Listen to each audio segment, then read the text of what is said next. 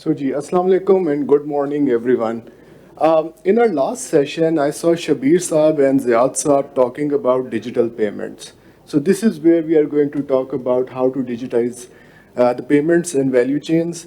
I think the topic of this particular session is formalizing payments and digitizing payments in return of formalizing economy. Now, it's very important to understand that we have businesses which are tech and payments driven. So this session is going to be really interesting for understanding the newer technologies, how we are digitizing our value chains.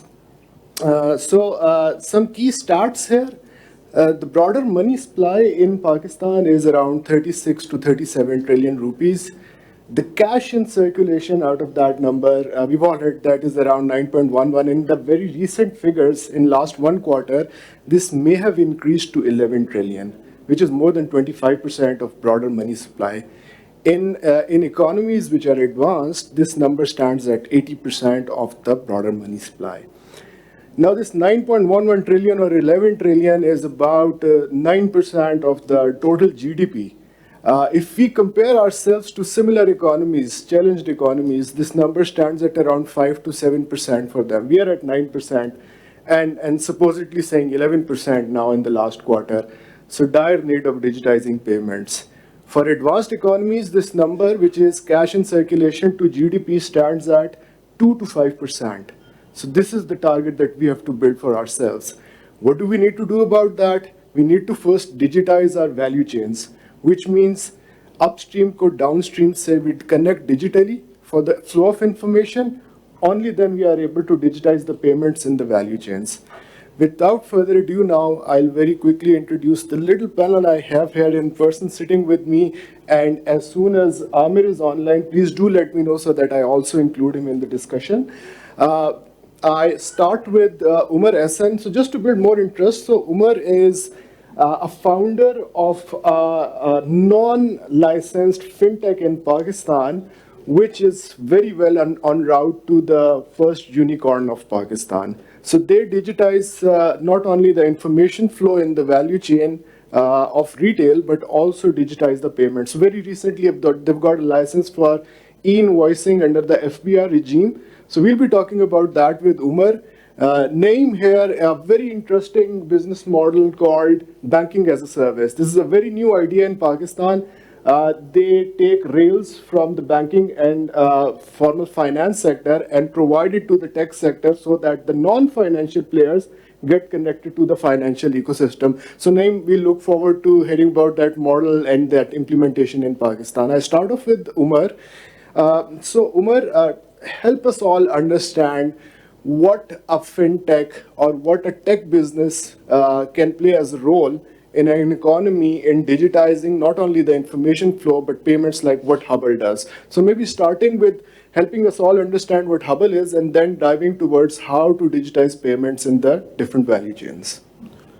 Bismillah ar-Rahman ar-Rahim. Assalamu alaikum. So what Haball basically sets to accomplish is digitizing the entire supply chain. Now, what does the supply chain mean? That there are suppliers, vendors, manufacturers, distributors, retailers, just within the B2B space. How can we connect three specific nodes? One is that all of these organizations, when they interact with each other, would exchange invoices, they would receive payments for those invoices, and then if there is a credit opportunity in any of these legs, then they should be able to finance that through the formal sector.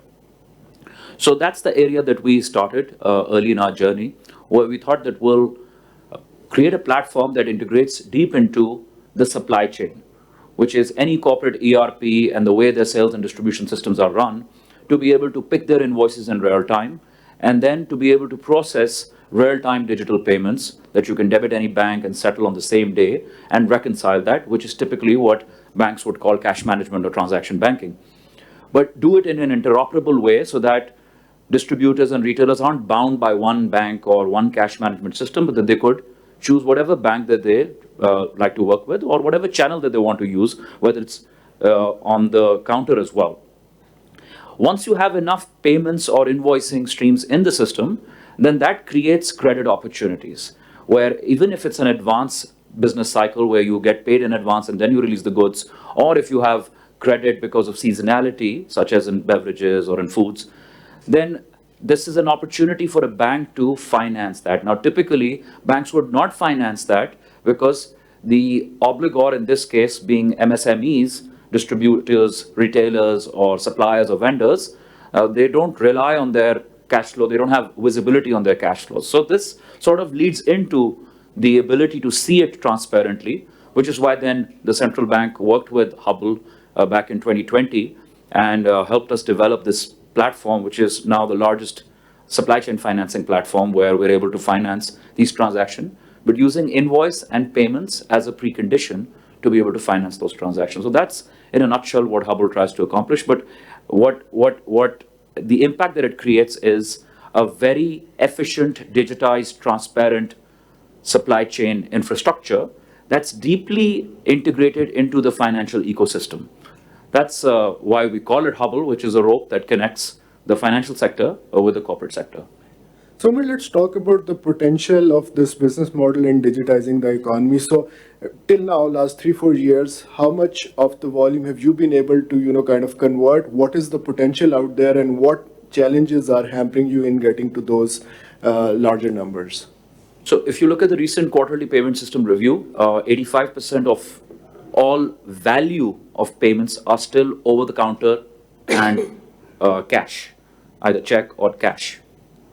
So even though number of transactions are predominantly now digital, but the value of transactions, that means the big throughput ticket, is still cash or check. That is largely B2B payments. That's where the B2B transactions happen, because these are payments that happen that are above 500,000 rupees, as high as 20 million, 30 million rupees, a single transaction. And that still remains outside the digital network. So within this theater, we have close to about 250 trillion rupees of payment opportunity that's ripe for digitization. What we've been able to accomplish in the last 4 years since we've been commercially doing this is almost 2.6 trillion of that now is mandated to move through us, which we're processing. Within the credit space, that between suppliers and distributors and retailers, the credit opportunity in an Asian Development Bank report is about $10 billion. IFC thinks it's $20 billion. But within the, to make it more relevant to Pakistan Business Council, within this theater, there's about $7 to $8 billion worth of supply chain financing opportunity that the formal financial institution sector can come in to these supply chains and be able to provide credit for lightening up your accounts receivable and for sort of enhancing your sales yield, because then the bank would be able to provide credit in order to make your supply chains more efficient. So that's a very large sum. And in this, I think the entire supply chain financing approved outstanding limits in the country right now is abysmally low. So out of that $10 billion opportunity, we're probably at $100 million. So it's a very nascent stage of supply chain financing in Pakistan. So, Omer, elaborate this a bit more, that digitizing invoices and order taking enables digital finance. And the market size there is around $7 to $8 billion. Now, if we consider that this is a significant opportunity where businesses can contribute larger to the economy. So how can we link that digitization to lending that is required out there? Is it not being served right now because the digitization is not there, or is it being not served right now because banking sector is not focused there, or the sector is not ready enough to get financing from the conventional banking sector? I think you answered it. It's all of those reasons that there is the reluctancies that banks would be able to finance MSMEs, especially in the absence of credible data on the MSME cash flows. Our supply chains are very foggy. They're foggy because of multiple reasons. The tax structure doesn't incentivize them to become more formal, because then they will lose their margins. And also because there's a general opaqueness in how we run our business. We're very private in our culture. And some of the ways you have to be very innovative in being able to scoop out reality from them. One of the tricks that we applied initially was that we digitized their payments, because that reveals to us what their purchases are and then you can put a component of how much margin that they make to assess their ability to sell it. And that's a very good sort of anchor to start financing these transactions. But a better or a more Islamic a better or a more Islamic mode of financing would be having invoice visibility, because that gives you an understanding of their SKU levels or the price or the quantity. So that's very telling in terms of the cost of goods sold, because we see their purchases on the digital payments, and then the invoices that these companies issue will help us with the sales, so we can get the gross margin. And that is all that a banker needs to be able to finance those transactions.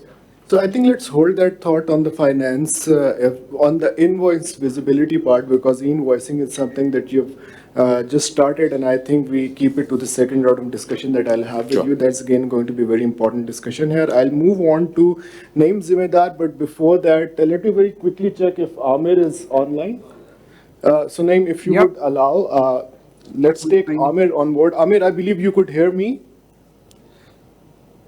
Yeah, I can hear you well. We can hear you well as well. Thank you very much for joining us. We believe that you got stuck in Lahore, but thank you for being here. And I think Jazz Cash, which Aamir is representing as the Chief Product Officer, has made a major dent in financial inclusion in Pakistan. It really moved the needle.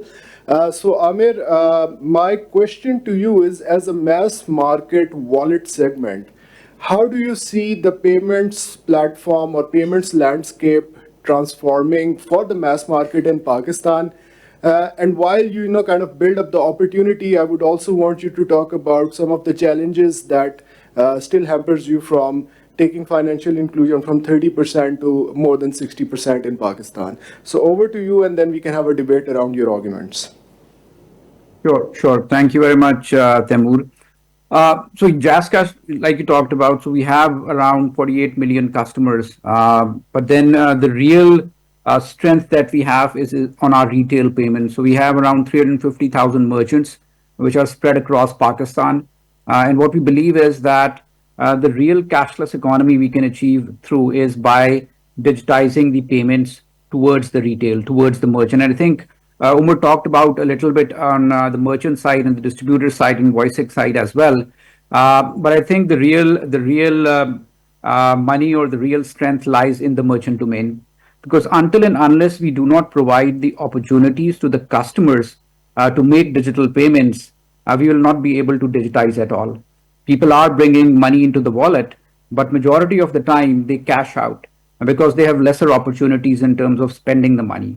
Because still the online payments, it's there. For example, in case of Jazz Cash, we are processing around 16 billion worth of GMV on the online payments, but still it is not good enough. It is not spent on grocery. It is primarily spent on consumer products.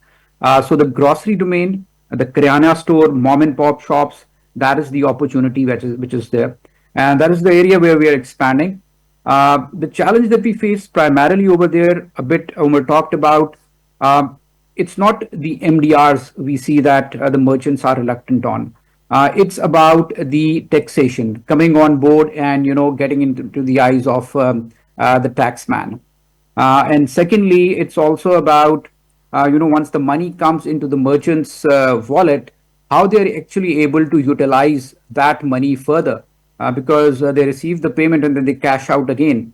So what we are trying to do now is, in order to make sure that the money remains digital, we are now connecting these merchants to the distributors, and then enabling distributor payments into it, and then bringing in embedded finance within this value chain. For example, when a merchant makes a payment to the distributor, then we're providing opportunity of a closed loop lending. And this is similar to the invoice financing. And this is where we are trying to partner with some of the fintechs similar to Haball, where we can integrate, partner, and able to digitize the whole value chain, so that once the consumer brings in money into the wallet, they are able to make the payment digitally to the merchant. The merchant is able to make the payment digitally to the distributor. If they don't have enough money, they're able to take the loans. And then we're also trying to connect the distributor further back into the suppliers, so that the complete value chain stays digitized. even when it comes to the consumer, because sometimes the consumer doesn't have enough money in their wallets. We're trying to bring in embedded finance within there as well. So we've recently started BNPL, BNPL on retail specifically. So if you're going making a payment, you don't have enough money, you're given an option to make the payment through BNPL. So this is what we're trying to create, the whole value chain. But the challenge remains the same. The merchants, they don't find too they're not incentivized enough to come on board. And then secondly, even the consumers, they're not incentivized to make the payments digitally to the merchants. Uh, Sometime back, I think in Islamabad, even in Punjab and some part of Sindh, there was a regulation around if you make the credit card payments on the restaurants, your tax goes down to 5%. I think if similar kind of incentives are given towards the consumers for the merchant payments on the grocery stores, that's a huge incentive. So I think incentivizing the consumer, incentivizing the merchant in terms of taxation, that is something which will actually enable and then fast track this. And just lastly, I think Rast coming in and we enabling our 350,000 merchants with Rast, this is where the onus also comes on the other banks, because all the banks now need to promote Rast P2M. The more the promotion is, the more the consumer will become aware that they can make payments by scanning the QR. And then once the adoption starts, then automatically more and more merchants would start adopting the P2M. So this is where I will stop. I think this is the value chain that we need to digitize to fast track the payments. But then at the same point in time, identify how we can incentivize each and every person within the value chain. So, Aamir, thank you very much. What I see a common theme here is that retail value chain getting enabled for digitization. I think the readiness of retail value chain as compared to agriculture, maybe manufacturing, or for that matter, any other value chain, what fintechs see the potential is that the enablement of a retail value chain is there, while Jazz Cash play on the rather downstream side of the value chain and players like Haball play on the upstream side of the value chain, the digitization is going to happen. But Amir, coming back to you, talking about the consumer, since you being the mass market brand, so what are some of the challenges in converting other payments for the consumer? So there is cash being prevalent in the economy. We understand if the merchant is digitized, the merchant transaction by the consumer is going to get digitized. But what other methods, what other payment use cases do you see as a potential which can be converted, and as a result, we can get rid of this larger cash in circulation? So your view on other use cases? So I think other biggest use case is the government payments, because if you go to the even right now, yes, a lot of payments are digitized in terms of making them in online payments. But then still, if you go to any public institute or a provincial or government institute, still you have to pay payments in cash. There is a huge opportunity over there to digitize them, because once you digitize that value chain, then each and every person has to pay tax. Each and every person has to pay some sort of government fee going to Nadra or going to passport office. So I think that value chain has a huge opportunity. Secondly, I think even in the e-commerce, still we've just scratched the surface. For example, in China, what they've done is they've started digitizing the mom and pop shops. So example is Alipay. So in case of Alipay, they've digitized around 40 million small shops and bring them on board onto their platform in terms of a marketplace. Uh, what we see, in Pakistan, for us, a digital marketplace is where usually the tier one brands are present.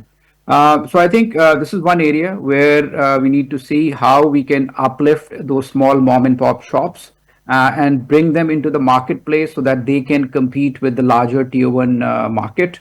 How we can digitize the government space, huge opportunity over there. And thirdly, staying within the government space, the G2P payments. Still, a lot of G2P payments are happening in cash. There's an opportunity to convert them into wallet. Still, we see that there's a huge lines in terms of be it the BEST program or be it any other beneficiary disbursement. still people are going, standing on the lines and getting that money in cash. So it's a huge opportunity to convert them into wallets or into accounts where the money is transferred directly into their wallets. And then, of course, within these wallets and within these platforms, the basic utilities are still there. What they need to do is they need to make bill payments. Bill payments are there. So it's creating awareness towards them how to use the wallets, but then also digitizing the government value chain, and then lifting up the small mom and pop shop and digitizing them. So this is the opportunity, another opportunity area which will play a huge and big role in digitizing. So thank you very much, Aamir. I'll get back to you with my second round around productivity lending on the retail value chain downstream part of it. But I think one of the important things that you've talked about is digitizing the e-commerce value chain. About 280 billion is transacted each year on e-commerce value chain in Pakistan, and only 5% of that is digital. So I think this is another important area where conversion to digital is important. I will move forward to Naeem Zamindar Saab now, and I'm particularly very, very interested and excited to understand what he has to say. So Naeem, so as a DFS practitioner, I understand what open banking is, what embedded finance is, and what banking as a service is. But I think it's very important for our audience to understand this model, and then we can talk about how this model in Pakistan can contribute toward digitization of payments, and that as a resultant would increase the size of the economy here in Pakistan. Over to you. Ji, salam alaikum, everyone. It's a pleasure seeing all of you. And, so Pakistan really needs to become more productive, right? Our businesses need to become more productive. And that's what all of us are trying to solve for. Neem is basically a financial infrastructure company that enables businesses. We become a strategic partner to a business to enable digitalization of their payments, of their workflows, whatever workflows there are, right? Whether it's the value chain, whether it's employee payments, whether it's all collection, disbursements, cash flow management. We enable businesses to do this more efficiently, in a more scalable manner, and in a very cost-effective manner. In the end, it's about becoming more and more competitive. And you cannot become competitive, right? Because in Pakistan, it's been a protected economy, and that's why those levels of efficiencies haven't been required. But now, as we open up, as we want to grow and scale, you need to make these things more scalable by making it more efficient and more real-time. So this is what we do. We are basically enable financial infrastructure. I mean, when I say this, you say, oh, banks do this as well, right? Initially, when we started out, I invested in the largest agri-tech company in Pakistan called Haball Kisan. It's got millions of farmers they work with. But we try to work with banks to be able to integrate those payment rails into the whole ecosystem. And it was impossible. Took us 1 year of negotiation, figuring out how to make it work, and people changing. And they just did not have a focus around these things, right? They were focused, they're making so much money on others' easier things, right? That this was not, even though everybody talks about digitalization of payments, right? Especially the big banks, that even some of the banks are calling themselves as digital companies, internet companies, right? But the reality is that they're focused on the high net worth market where it's easy to make money. And they haven't focused on these areas where the margins are thin, where you need to really work closely with companies, and you have to build a lot of technology which integrates, like many of my colleagues mentioned, the keys integrates effortlessly into their systems, right? Their ERPs or payroll systems or whatever, to be able to do this effectively. And to be also then thinking about how do you incentivize, we help them architect, right, the whole solution. How to build the right incentive structures for the parts of the value chain. And once you digitalize, right, the value chain and and payments throughout the whole ecosystem, what happens is that that data, this is the age of AI, you need data to enable value on top of it, right? To be able to, like we mentioned, lend, insure, save. That insight becomes extremely powerful. And so that's what Neem does. We enable this to happen. We're working with multiple companies. For example, I mentioned in the agri value chain, we're working with a company called Haball Kisan. which is doing this with farmers, right? They've created, for example, they have 22 million people in the farm economy that they've mapped out and paying customers, right? And 2 million farms completely mapped out with weather information, with soil information. They're official advisors to Punjab government and KP, so massive amounts of data. Now they start to sell them the right inputs. And this is where we come in. We help them collect the money. We've created wallets for their customers, and based on insights, being able to slowly start even potentially financing them, etc. This is how you can scale it up. Instead of the whole world where you have to collateralize assets is coming. Now you're focusing on the cash flows. Same thing with we're working with a trucking company right now, right? Similar value chains, complex value chains. We're working with an insurance company, which is a complex value chains, very inefficient in terms of the kind of paperwork, administration. Now, the companies that start adopting these technologies, right, will become significantly more efficient and competitive. This is how growth happens in a competitive economy. Right? So this is what we're enabling. We do the same thing with employee. One of the big areas where we've seen massive traction is earned wage access. Employers have employees, right? 70%, the data shows there are 53 million people in the employed workforce of Pakistan, 53 million, right? And less than 2% of them have access to a credit card. So very limited access to credit.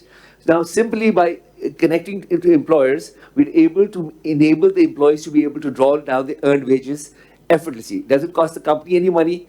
The employees are able to draw down whenever they need, right? And it makes that whole process efficient. One of our customers, Saira of Aman of TCS, is here. We've done that with her company, for example, and they used to have, they've got 14,000 employees, right? And they've got every month, a lot of these applications coming in, if you want a salary advance, a lot of paperwork, you need to hire a few people to do this. Now, all that has become automated, right? They don't need to do that. So this is how small things can improve the efficiency and productivity. And once these employees start using digital payment methods, they will start using it for lots of other stuff as well, right? And that's how digitalization and financial inclusion will expand. Absolutely, and I think in my second round with you, I'd like to explore more about the earned wage access and how it impacts the economy with the spending power going up for the individuals or accessing their finances earlier than what they could have. I am very glad to now introduce Hamid Ateeq Saab. Thank you very much for coming here, and I'm also very happy that my panel is now full. So Hamid Ateeq Saab is the member FPR for the Inland Revenue, sir. We have been talking about digitization, digitizing value chains, and we do understand that FPR has also embarked on a digitization journey. So maybe if you could speak us about those digitization initiatives that can help, kind of create a more transparent view for you internally, and also in return that can create opportunities for digitizing payments for FPR. Thank you very much. Sorry for being late. So FBR is probably was the pioneer organization to use this data and everything. We started in 1982 with AS400 machines. We established PRAL in 1994. It's about 30 years now. We started e-filing of corporate returns in 2007, and in 2014 onwards we are getting everything online. So we've done a lot on taxpayer facilitation side. Our whole income tax system is now online, all correspondence. The sales tax system is going to be online. The correspondence part, the return is already there in next 15 days. But our focus is now shifting from taxpayer facilitation to actually converting this information into tax dollars. And that is the real challenge that FBR is now facing, because our tax GDP ratio last year, the FBR ratio was 8.8%, and overall country's ratio is hovering around 10% of GDP for quite some time now, 2 decades almost.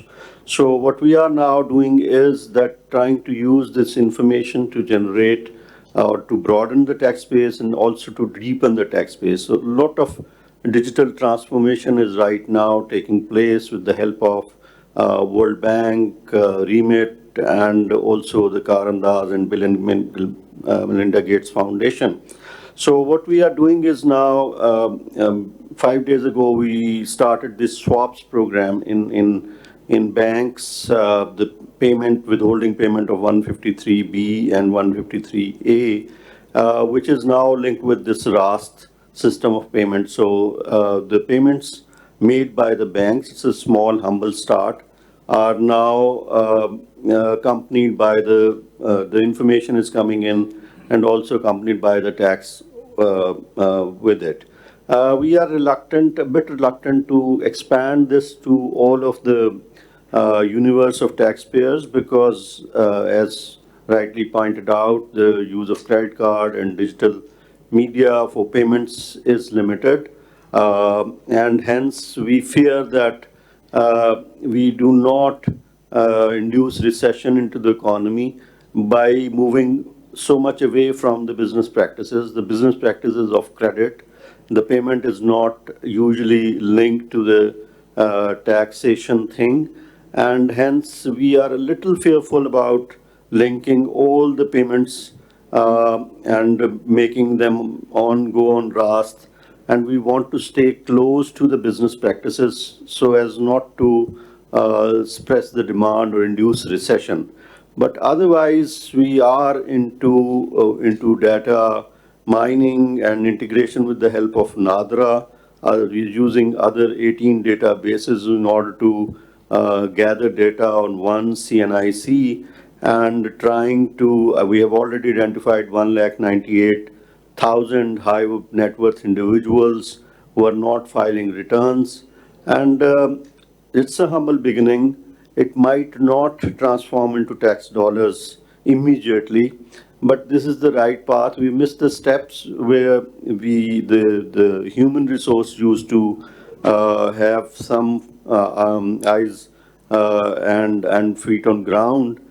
This was the last 20 years, but luckily this digital or cyberspace information is offering a new opportunity where we can watch the people from the sky and increase the probability of being caught if doing wrong, which is essential for any sort of tax compliance system. So there's a huge menu of things we are doing, but I'll stop over here so that others can participate also. So thank you very much, Ateeq sir, for the information. And I think this capitalization of the national infrastructure RAST for collecting B2B payments and tax emerging out of the payment, I think that is going to be a game changer for our country when it comes to digitization. I'll get back to you with the question that has been here around for the incentives on digitization, but let's say if that is even a choice for us. So here I start my round two, and this has to be a little quick one. So Omer, starting with you. I think we closed the discussion on e-invoicing. E-invoicing is also a paradigm and an infrastructure in different economies and countries that not only formalize the flow of information of ordering, but also enable businesses to seek formal financing. You are one of the platforms that have received a license and perhaps will be operationalizing the business in e-invoicing digitization. So very quickly, how can this contribute towards increasing the economy size here in Pakistan, and what is the potential?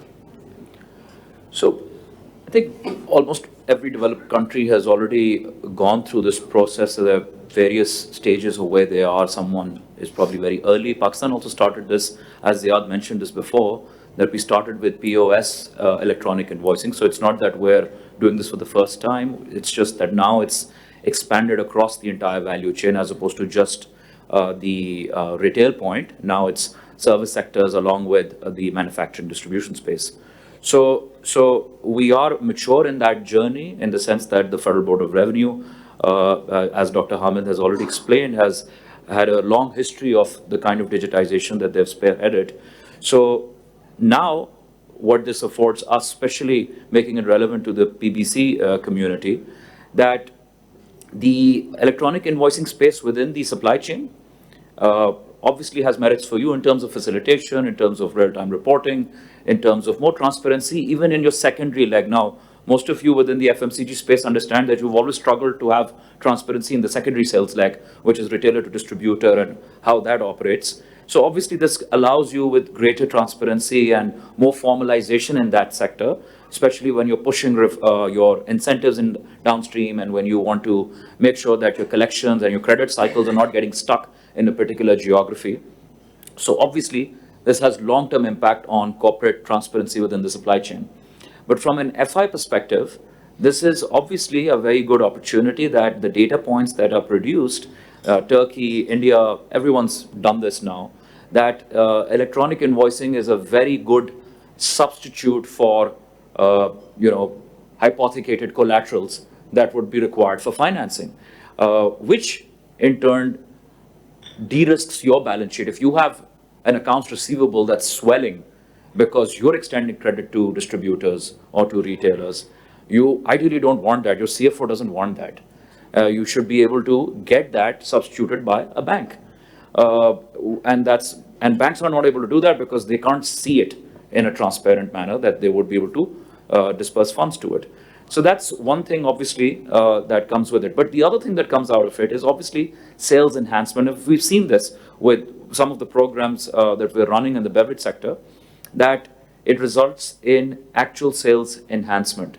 That year on year, you'll be able to sell more because you're able to push credit at the time when you need it, especially around seasons where credit extension is required. And sometimes the market doesn't have enough liquidity to fulfill what you want to supply. This is where, again, the formal sector has to come in. So I think it's very important that this flourishes in our country for a more formal value chain.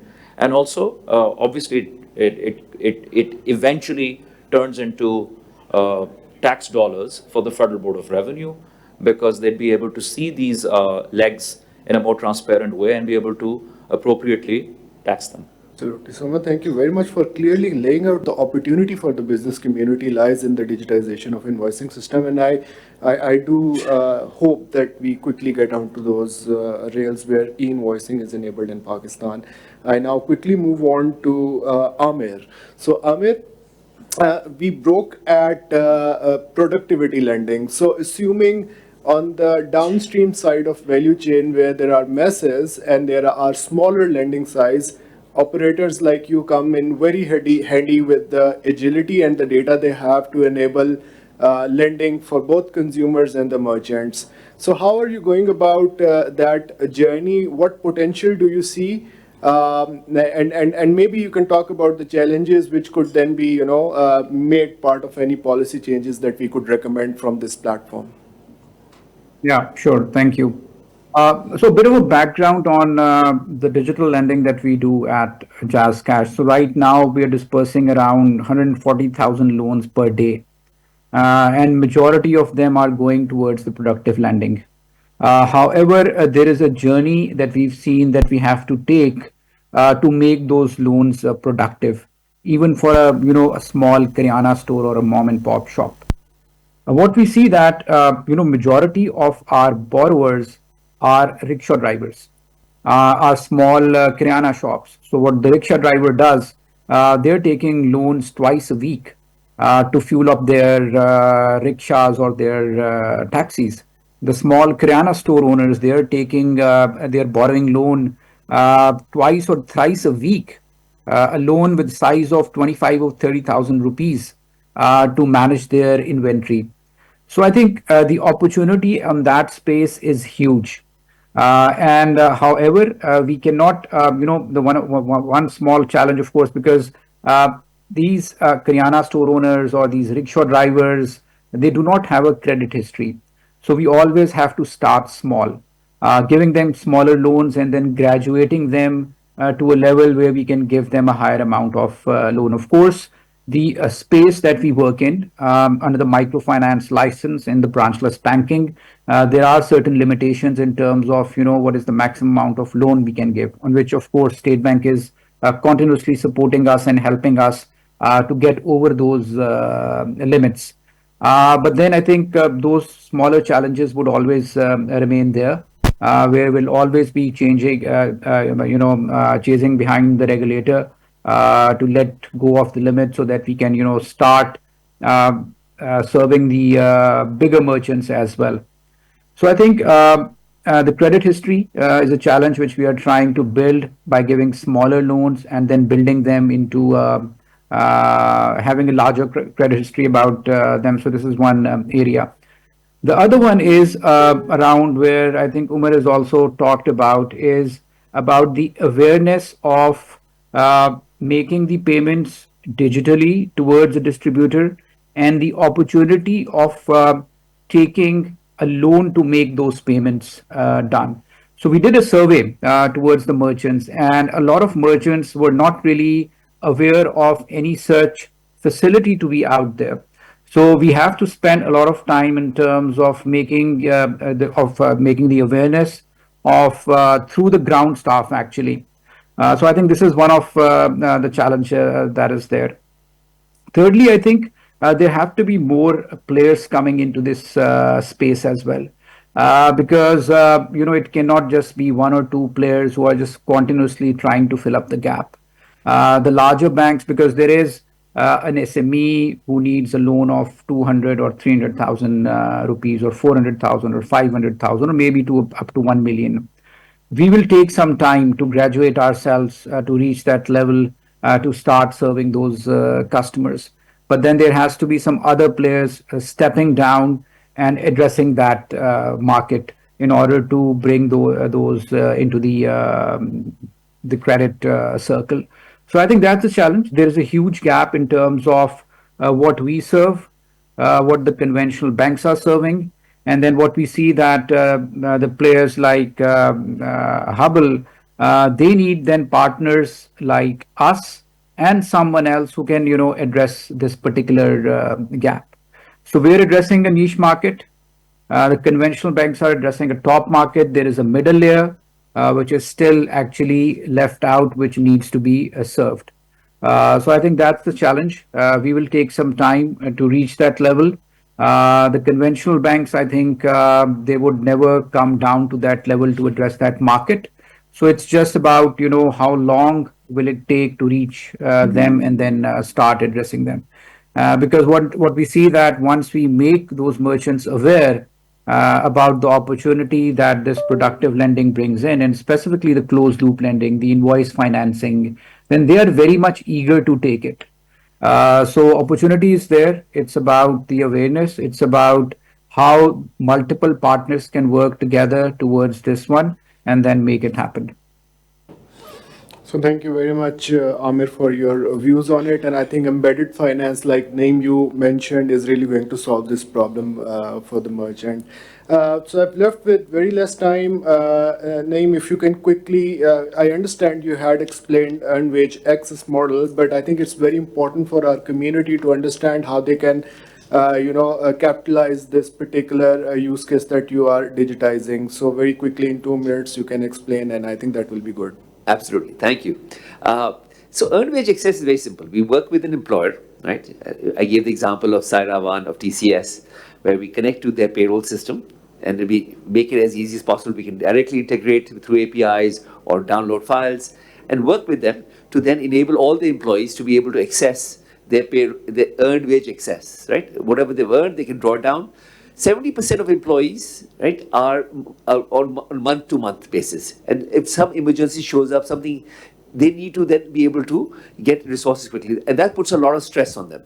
So what we've seen is, and we've done a lot of research as well, is that once they have access to this, they can, without losing dignity, be able to draw down money immediately and be able to address the issues. And normally the needs are very small. It's 5,000, 10,000 rupees, because most of the employees, especially the blue-collar workers, make less than 50,000 rupees a month. And that's where the real opportunity set is for, because normally we think in terms of ourselves, right? Because we have so many tools available, but think about these guys who have less than 50,000 rupees income. So this makes it easy for them to be able to access their earned wages. And what we've seen is that it really takes away major stress. But in the long term, what happens is they start building a credit history. We can even start sharing their credit history. We can even give their pay slip on this. So it gets them on a journey towards financial inclusion, right? Later on, they want to finance a motorbike. And hopefully later on, as we start, because somebody's got regular income, we know history about them, we start building a profile which allows them to even one day buy a house. Hopefully that's where the economy moves, right? Because With access to credit, the growth in the economy in most of the developing world, whether it's the USA, whether it's in China, whether it's now in India, is being driven by access to credit, right, at affordable prices.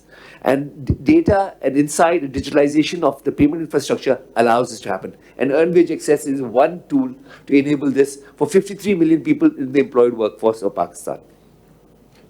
Thank you very much for the details around that, Naeem. Hamid Saab, $1 million question, and panelists here and in the previous sessions as well have been talking about, and Finance Minister himself did talk about any incentives, but we also believe that our hands are tied down with certain limitations.